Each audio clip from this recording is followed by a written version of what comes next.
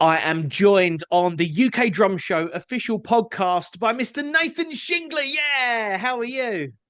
Yeah, I'm good, man. How you doing? Good. I'm good. What I'm enjoying most is that probably in my 20 years of doing media as a career, I've never had to interview somebody that's wearing the same t-shirt as me. I'm quite enjoying this. Well, very similar, very similar. So I'm Yeah, mate. enjoying this. I feel like this was a good We're idea. we're we're, we're on a level here. Yeah, absolutely, absolutely. Nathan, it's going to be amazing to have you play on the main stage of the UK Drum Show. But just kind of going back a few years, you won the Young Drummer of the Year at a really young age, and that's a huge deal. How did that experience come about, and what shaped you into becoming a drummer? Um, Man, I used to enter that competition for years. My teacher started entering me from like 9 years old, so it kind of just became like a yearly ritual for like 7 8 years. Um, and I think going through the process of like creating your solos and creating your pieces, all this kind of stuff. I think just became a great process that we really enjoyed. Um, and doing the finals, meeting all the other amazing drummers, meeting the judges and stuff. I think really kind of that does really shape you into it gives you an experience of what kind of being a professional is like, and I think it kind of gives you that networking experience that becomes really valuable for the future. Mhm. So yeah, man, young drummer's the best, man. The young drummer's the best. It's incredible that at just 9, 10 years old you had that dedication to pursue that young drummer of the year. Lots of drummers might have entered into that competition and felt that maybe if they got knocked back once or twice or three times, that would have been enough for them to deter them from ever doing that again. But you did it 7 or 8 times every single year. You Yeah, seem to yeah, have this absolute drive and fire in you. yeah, man. I mean, at the end of the day, it's like if it's what you want to do, then you've always just got to gun it and Mm. like give yourself no plan B. Um, so that that plan A is always the absolute main focus, and that's just how it has to be, really. If you want to be able to put your all in something, and Mm. with drums, man, like that's what I always wanted to do. So it was just a case of that, just like that kind of dedication and never really wanting to fail, but also just loving Mm. it. Mm. I'm the type of person who only does what they want to, Yeah. um, Yeah. and only really wants to do something that they enjoy. And playing drums is what I enjoy the most and what I've always enjoyed the most. Mm. And yeah, but I don't know. It's like with a competition like that, you kind of that you've only got a certain amount of time to do it. Yeah. That Glastonbury, That's the. I was just about to say Glastonbury's really catching up with you, isn't it? yeah, it's the dust. Um, yeah, the kind of knowing you have a certain amount of years to really go for it, I think kind of means that even if you get knocked back at a certain point, you go, oh, well, there's always Mm. next year. And Right. then as you get further towards the end, where you go, well, I've only got a certain amount of years left. Um, so I think it's just you just always want to go because there's only a certain amount of time to Yes. Yes. time to do it. Yeah, man. Yeah. Now we've obviously made mention of Glastonbury. I can see that you've still got the wristband on. An amazing experience. You drummed for quite a few bands over the weekend, but you also did a DJ set on your own. Do you think it's important that drummers hone in on other skills to increase their versatility? Um. Yeah. Yeah. And I wouldn't just say just drummers as well. I'd just say musicians in general, really. Mm. Um, I mean, my solo project stuff is that I produce and I DJ drum and bass music. So it's kind of entirely separate from the drumming. life, and I do want to bring them together and start doing live jungle shows and that kind of thing. Yeah, that's Um, cool. but for me, it's always great to sink your teeth into other things that can, I guess, yeah, make you more versatile, but also kind of having something completely separate from drumming Mm. music wise was great for me, just to be a complete novice again. You know, Yes. having Yeah. like 2 years ago, never produced proper drum and bass music, or never touched a set of DJ decks. To be now doing this thing, it's been great to kind of have that whole learning process start again and really kind of reignite that hunger and that spark for learning new things, and then that also Mm. just passes over into the drumming, because suddenly you just go, oh well, now I just want to learn, drink in new things and new knowledge. Mm. So yeah, man, I think, yeah, if you want to do it, then do it. If it's not your cup of tea, then like cool. But I think everyone should try and be multifaceted in some kind of way. Yeah. I completely agree. Completely agree. Um, how was Glastonbury? You know, you've played for a few people over the weekend. You're clearly a sought after drummer, and a very very talented one as well. Oh, How was it? thank How you, was man. that for you? It was great. It's my second year this year. I did my first year last year, um, with this amazing trumpet player called Jay Sphinx. And last year was great because everyone else had been loads before, and I was just kind of the little puppy in the group, just kind of like, and then kind of going back this year was really nice, just because having that experience meant that I could kind of lead everyone else around a little bit. Sure. And it was nice. It was just really nice and settled, man. It was good to see, really good to see familiar faces. I got to take my girlfriend with me this time, so it was great to show Nice. her around and show her all the stuff that I've been banging on about for the past year. Yeah. So yeah, man, it's a very intense weekend. Um, I was up till 6 a.m. most nights, and then not sleeping much. But yeah, man, Glastonbury's amazing. If you ever get the chance to go, you should for sure. Amazing. I'm so happy for you that your career is just on an upward trajectory at the moment, man. It's absolutely Oh, thank incredible. you. Well deserved. You we've mentioned, of course, you've played Glastonbury and you've played some other really big places in the world in your short journey so far as a drummer compared to some of the people that you are sharing a stage with on the 18th and 19th of October. Um, Yeah.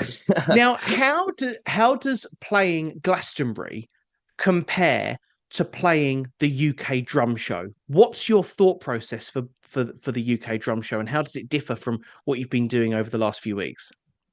Man, it's completely unique, I think. It's completely unique. Like, I think this is the first time I've done drum clinics, masterclasses, or whatever since I was able to play at the show in Mike Dolbear's room back in 2019. Um, and I think when you're playing to drummers, you you sometimes go, oh well, the approach needs to change, um, Mm, or whatever. But I think for this time, man, I'm just gonna play music I enjoy. Just gonna play music I enjoy playing, and just play normally. At the end of the day, like, you want to showcase yourself as a drummer, but in that context, and I'm very lucky that the musical context that I play in are pretty showy and whatever. But at the same time, like, you want to show all your angles, and so yeah, I don't know, I feel very honored to do it. I mean, like, I've been going to drum shows for like 10 plus years now, always mhm. going to the main stages and watching these people and just having my head blown off. Um, so very honored to be doing it this year. I'm just excited to just play some music, play some drums. Really, that's the main thing. Um, And and yeah, not to apply any pressure, but backstage you're going to have people like who are always walking round backstage. Because the great thing about the UK drum show is that all the main stage drummers are hanging backstage behind the curtains watching other drummers as if they're old friends. And obviously some of them are.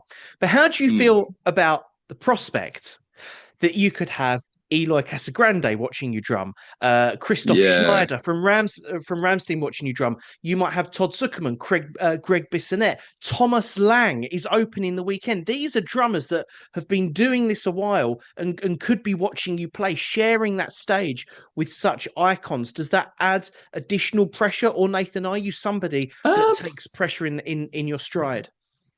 um, I don't think it adds. I don't think it adds pressure. To be honest, I've been very fortunate to play in front of some amazing, amazing drummers over the years. Doing Benny Greb camps when I was like 14, Yes. 15. I've had lots of support from people like Richard Spaven.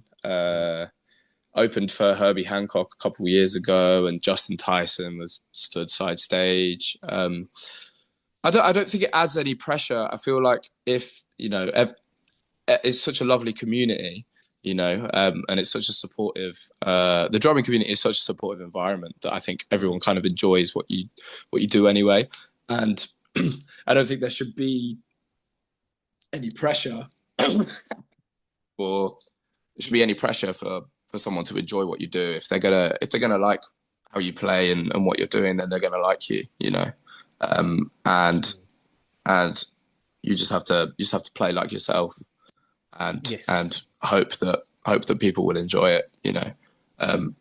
Because at the end of the day, that's all you can do. Mm. You can't play a certain way to try and appease to someone.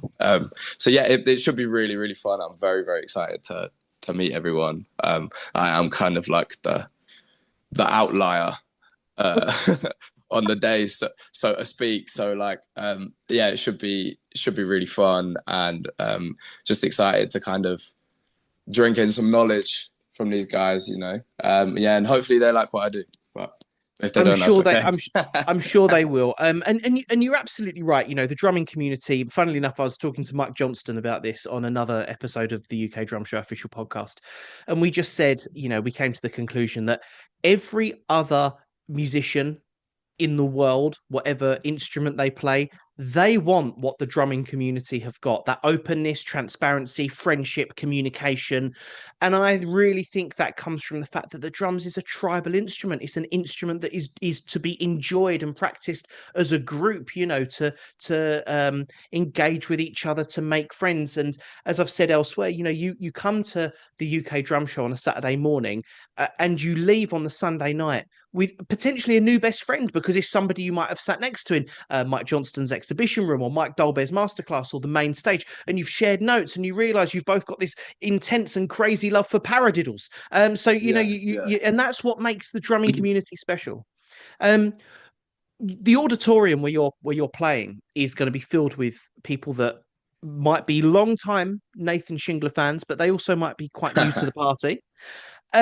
What would your advice be, Nathan, to a drummer of any age, any ability, any background in music that would love to, climb the ladder that like you have in your career? Playing Glastonbury, rubbing shoulders with Herbie Hancock. All the things that you've done. What's your advice? Oh man, that's so tricky. Because there's a lot. I mean, I don't know, just have fun. Like it sounds so I think it sounds so kind of uh basic to say, but Mm. always kind of having fun, and being nice and being personable as a musician and a person, is always like the most important. Um Always be ready to learn. Mm. Um, there is no ceiling. That's the best thing about this instrument. I think, well, any instrument in general, is that there is no ceiling to where the knowledge and the learning can stop. So always just be open to learn. Um, and if you're younger, get out there, meet other musicians, play in bands. Experience that kind of that community aspect and experience that kind of that live playing aspect Mhm. early. And if you're older and stuff, just if you found something that works for you, just keep at it, stick at it. and just see Mm. where it goes. And then, yeah, just always be open to exploring something new if it excites you, you know, because at the end of the day, like, you're only going to end up further than where you started anyway. So, Mm. yeah, man. Yeah. Love that. I love that. Nathan, you are a wise head Ah, on young shoulders, and I I'm a can't wait tired head. to. Yeah, I did think doing this like a day after Glastonbury. I was wondering how you'd be, but you've done well. Nathan, thank you for coming on the UK Drum Show official podcast, spreading your wisdom. Congratulations on, you know, how you've opened your wings into the world of music at such a young age already. Absolutely smashing it. We in Oh, the thank drumming you, Ollie. community. No, it's true. We're super proud of what you're doing. Super proud of you. We are so glad to have you come and join in our celebrations of drums, drumming, and all things drum related in October at the ACC Liverpool. And I will let you now get back to bed. And Yeah. and we will see you across the weekend of the 18th and the 19th of October at the ACC Liverpool. Nice one, Ollie. Thank you so much. Shout out Meinl.